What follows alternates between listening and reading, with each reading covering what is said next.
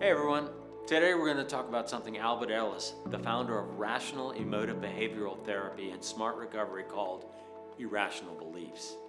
Ellis said this: your emotions don't come from events, they come from your beliefs about those events.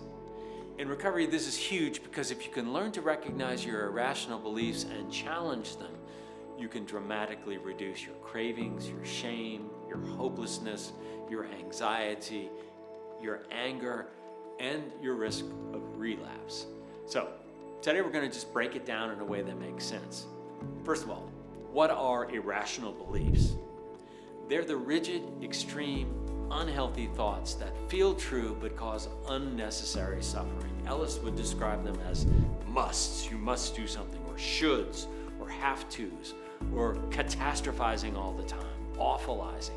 They sound like, I must be perfect in my recovery or I'm a failure, or life should be fair, or people must treat me right. So if something goes wrong, it's awful or horrible or unbearable, and I can't handle this discomfort. Irrational beliefs are dangerous in recovery because they trigger these emotional storms, and storms that usually lead up to us using. So Ellis proposed the ABC model. That A in ABC is the activating event. Something happens, a fight, a setback, a craving, some kind of loneliness, boredom, or criticism.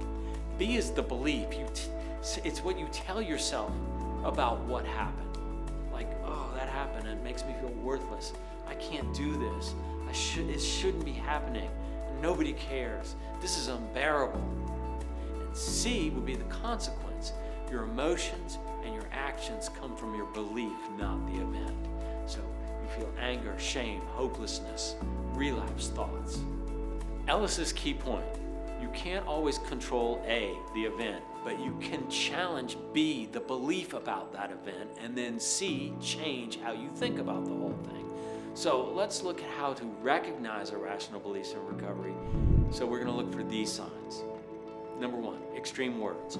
Always, never, must, should, perfect, failure, awful, unbearable. Number two, emotional intensity that feels out of proportion. If a small thing sends you into a spiral, there's an irrational belief underneath it. Remember that. If a small thing sends you into a spiral, there's probably an irrational belief beneath it. Number three, unrealistic expectations of yourself and others. This is when we say things like, I should be over this, or they really have to understand, or my recovery should be easy.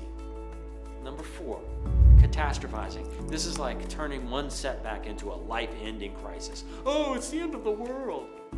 Number five, demanding comfort. Like, I can't stand this feeling, or I shouldn't have to deal with this. This belief alone triggers more relapse than almost anything else. Ellis talked about the big three irrational beliefs in recovery. Number one, I must do well and win approval, or I'm no good. And the recovery twist on that is, if I slip, everyone will know I'm a failure. And that's something we fall into all the time. Number two, others must treat me fairly and kindly, or they're terrible people. Well, the truth is, the recovery part of that is, oh, my family must forgive me now. And number three, life must be easy and comfortable, or I can't stand it. So cravings shouldn't be like this.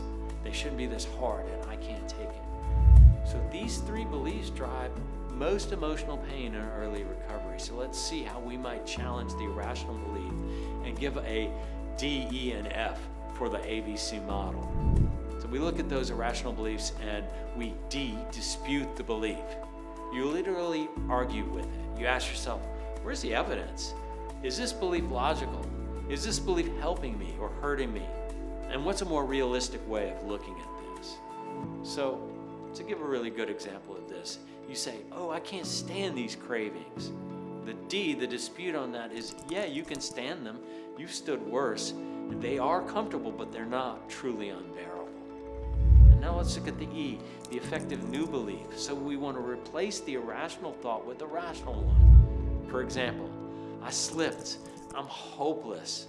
The rational belief on that is, I slipped, I'm human, I can learn from this. Those are two different thoughts. The irrational belief, people really must forgive me.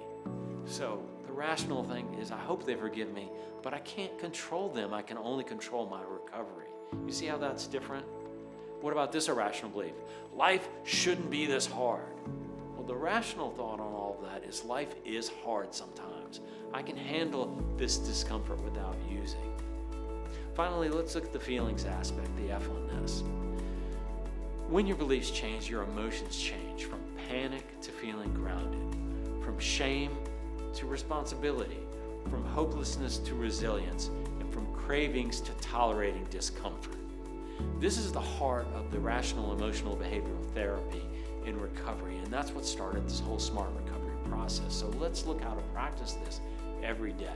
Now, there's some really simple tools that clients can use. Number one, stop and question. When you feel a strong emotion, stop and ask, what am I telling myself right now? So, number two, there's a 3-column exercise. In column 1, you put the situation.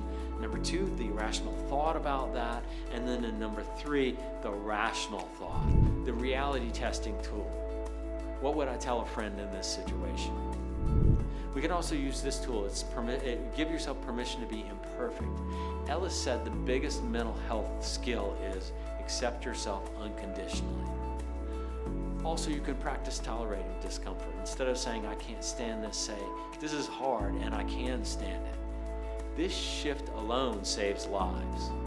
So when you dispute your irrational beliefs, you gain emotional power, better decision making, less shame, more resilience, reduced cravings, you get more confident, and you become more consistent. And you get much better long-term recovery results. Recovery isn't just physical, it's cognitive. It's what goes on in your brain and the way that you think. So you change your thinking and your recovery deepens. Ellis used to say, you don't get disturbed by the world, you get disturbed by your view of the world. And recovery is full of moments where your view can lift you or it can pull you down. So here's today's question. What's one irrational belief you can catch yourself thinking in early recovery? And what would a more rational belief look like? So thanks for listening to that. And I hope that you can put some of this to work to change your life, to change the way that you think about the world, to change the way that you think about yourself, and to realize that so much of what we think about the world we're making up in our heads, when the rational truth is a little bit different than what we're telling ourselves. So hope you enjoy your time here at IOP today, and we'll see you next time.